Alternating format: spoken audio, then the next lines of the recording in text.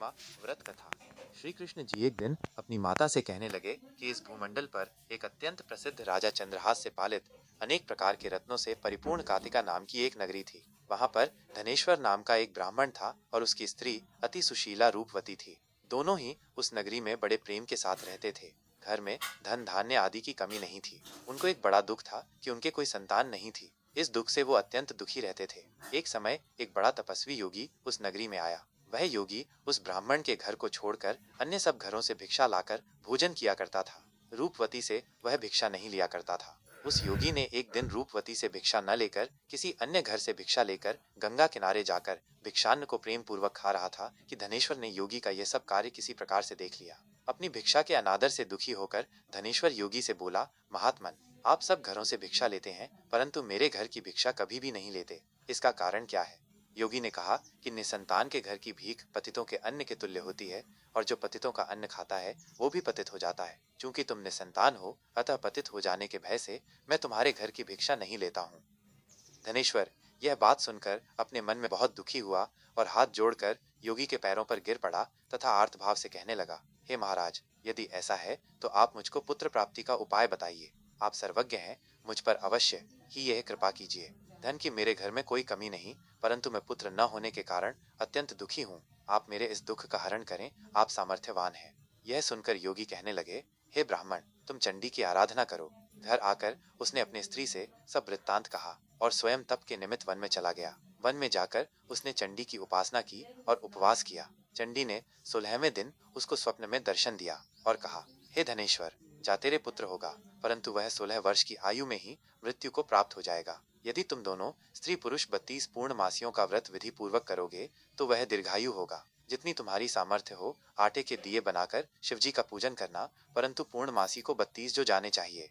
प्रातः काल आने पर इस स्थान के समीप ही तुम्हें एक आम का वृक्ष दिखाई देगा। उस पर तुम चढ़कर एक फल तोड़कर शीघ्र अपने घर चले जाना। अपनी स्त्री से सब वृत्तांत कहना। ऋतु स्नान के पश्चात वो स्वच्छ होकर श्री शंकर जी का ध्यान करके उस फल को खा लेगी। तब शंकर भगवान की कृपा से उसको गर्भ हो जाएगा। जब वो ब्राह्मण प्रातः काल उठा तो उसने उस स्थान के पास ही एक आम का वृक्ष देखा जिस पर एक अत्यंत सुंदर आम का फल लगा हुआ था। उस ब्राह्मण ने उस आम के वृक्ष पर चढ़कर उस फल को तोड़ने का प्रयत्न किया, परंतु वृक्ष पर कई बार प्रयत्न करने पर भी वो न चढ़ पाया। तब तो उस ब्राह्मण को बहुत चिंता हुई और विघ्न विनाशक श्री गणेश जी की वंदना करने लगा। हे दयानिधे, अपने भक्तों के विघ्नों का नाश करके उनके मंगल कार्य को करने वाले, दुष्टों का नाश करने वाले, रिद्धि सिद्धि के देने वाले, आप मुझ पर कृपा करके इतना बल दें कि मैं अपने मनोरथ को पूर्ण कर सकूं। इस प्रकार गणेश जी की प्रार्थना करने पर उनकी कृपा से धनेश्वर वृक्ष पर चढ़ गया और उसने एक अति सुंदर आम का फल देखा। उसने विचार किया कि जो वरदान से फल मिला था वो ये है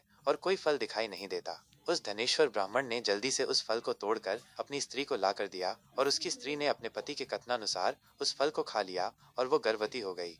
देवी जी की असीम कृपा से उसे एक अत्यंत सुंदर पुत्र उत्पन्न हुआ जिसका नाम उन्होंने देवीदास रखा। माता पिता के हर्ष और शोक के साथ वो बालक शुक्ल पक्ष के चंद्रमा की भांति अपने पिता के घर में बढ़ने लगा। भवानी की कृपा से वो बालक बहुत ही सुंदर, सुशील और विद्या पढ़ने में बहुत ही निपुण हो गया। दुर्गा जी की आज्ञानुसार उसकी माता ने 32 पूर्णमासी का व्रत रखना प्रारंभ कर दिया था जिससे उसका पुत्र बड़ी आयु वाला हो जाए। 16वां वर्ष लगते ही देवीदास के माता पिता को बड़ी चिंता हो गई कि कहीं उनके पुत्र की इस वर्ष मृत्यु न हो जाए। इसलिए उन्होंने अपने मन में विचार किया कि यदि ये दुर्घटना उनके सामने हो गई तो वे कैसे सहन कर सकेंगे। अस्तु उन्होंने देवीदास के मामा को बुलाया और कहा कि हमारी इच्छा है कि देवीदास 1 वर्ष तक काशी में जाकर विद्याध्ययन करे और उसको अकेला भी नहीं छोड़ना चाहिए। इसलिए साथ में तुम चले जाओ और 1 वर्ष के पश्चात इसको वापस लौटा लाना। सब प्रबंध करके उसके माता पिता ने काशी जाने के लिए देवीदास को एक घोड़े पर बैठाकर उसके मामा को उसके साथ कर दिया, किंतु ये बात उसके मामा या किसी और से नहीं कही।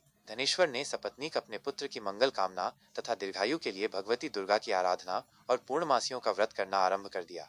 इस प्रकार बराबर 32 पूर्णमासी का व्रत पूरा किया। कुछ समय पश्चात एक दिन वो दोनों मामा और भांजा मार्ग में रात्रि बिताने के लिए किसी ग्राम में ठहरे हुए थे। उस दिन उस गांव में एक ब्राह्मण की अत्यंत सुंदरी, सुशीला, विदुषी और गुणवती कन्या का विवाह होने वाला था।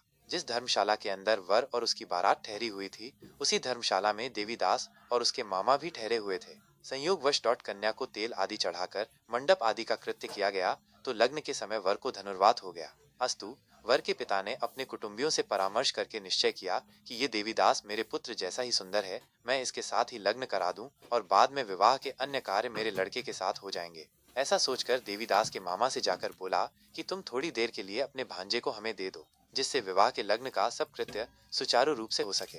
तब उसका मामा कहने लगा कि जो कुछ भी मधुपर्क आदि कन्यादान के समय वर को मिले वो सब हमें दे दिया जाए, तो मेरा भांजा इस बारात का दूल्हा बन जाएगा। यह बात वर के पिता ने स्वीकार कर लेने पर उसने अपना भांजा वर बनने को भेज दिया और उसके साथ सब विवाह कार्य रात्रि में विधि पूर्वक संपन्न हो गया।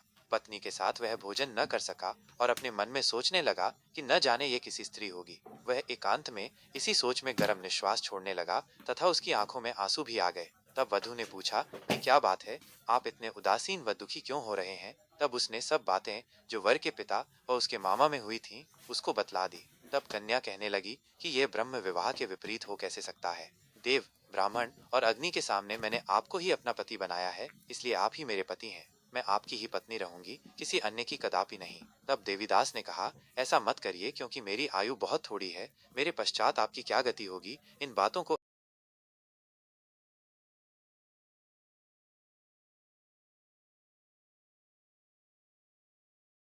दृढ़ विचार वाली थी।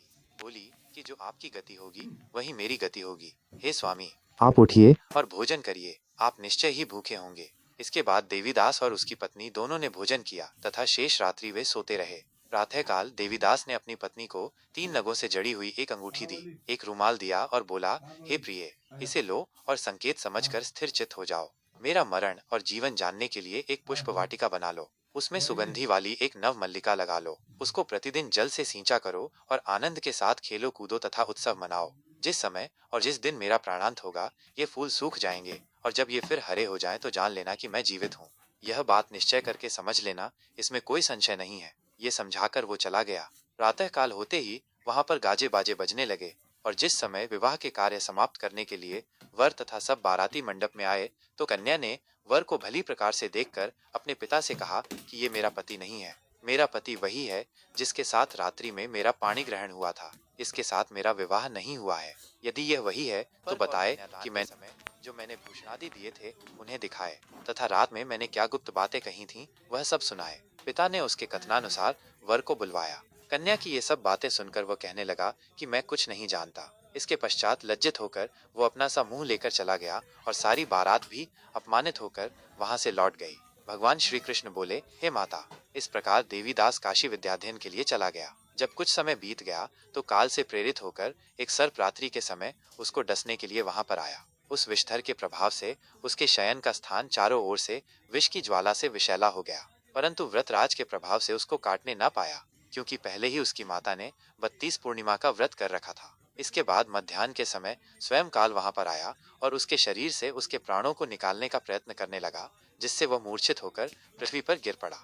भगवान की कृपा से उसी समय पार्वती जी के साथ श्री शंकर जी वहां पर आ गए। उसको मूर्छित दशा में देखकर पार्वती जी ने भगवान शंकर से प्रार्थना की कि हे महाराज, इस बालक की माता ने पहले 32 पूर्णिमा का व्रत किया था, जिसके प्रभाव से हे भगवान आप इसको प्राण दान दे।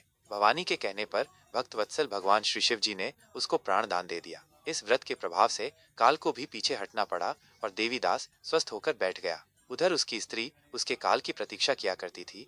जब उसने देखा कि उस पुष्प वाटिका में पत्र पुष्प कुछ भी नहीं रहे तो उसको अत्यंत आश्चर्य हुआ और जब वो वैसे ही हरी भरी हो गई तो वो जान गई कि वो जीवित हो गए हैं। यह देखकर वो बहुत प्रसन्न मन से अपने पिता के कहने लगी कि पिताजी, मेरे पति जीवित हैं, आप उनको ढूंढिए। जब 16वां वर्ष व्यतीत हो गया तो देवीदास भी अपने मामा के साथ काशी से चल दिया। इधर उसे श्वशुर उसको ढूंढने के लिए अपने घर से जाने वाले ही थे कि वो दोनों मामा भांजा वहां पर आ गए। उसको आया देखकर उसका श्वशुर बड़ी प्रसन्नता के साथ अपने घर में ले आया। उस समय नगर के निवासी भी वहां इकट्ठे हो गए और सबने निश्चय किया कि अवश्य ही इसी बालक के साथ इस कन्या का विवाह हुआ था। उस बालक को जब कन्या ने देखा तो पहचान लिया और कहा कि ये तो वही है जो संकेत करके गया था। तदुपरांत सभी कहने लगे कि भला हुआ जो ये आ गया और सब नगर वासियों ने आनंद मनाया। श्री कृष्ण जी कहने लगे कि इस प्रकार धनेश्वर 32 पूर्णिमाओं के व्रत के प्रभाव से पुत्रवान हो गया। जो भी स्त्रियां इस व्रत को करती हैं वे जन्म जन्मांतर में वैधव्य का दुख नहीं भोगती और सदैव सौभाग्यवती रहती हैं। यह मेरा वचन है, इसमें कोई संदेह नहीं। यह व्रत पुत्र पौत्रों को देने वाला तथा संपूर्ण मनोकामनाओं को पूर्ण करने वाला है। 32 पूर्णिमाओं के व्रत करने से व्रती की सब इच्छाएं भगवान शिव जी की कृपा से पूर्ण हो जाती हैं।